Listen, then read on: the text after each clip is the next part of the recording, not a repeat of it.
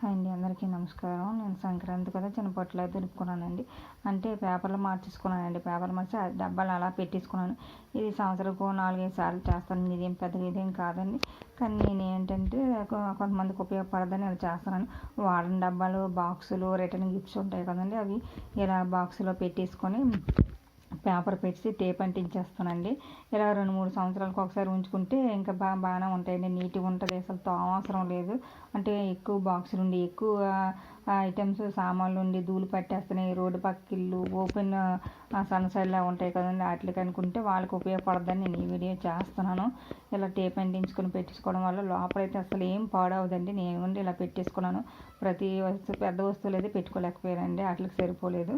చిన్న చిన్న వస్తువులు, చిన్న బాక్సులు అవి అయితే నేను ఇలా పెట్టేసుకున్నానండి. అవి 2-3 సంవత్సరాలైనా, నేను ఒక 4-5 సంవత్సరాలు బట్టి నేను ఎలాగ చేసుకుంటున్నానండి.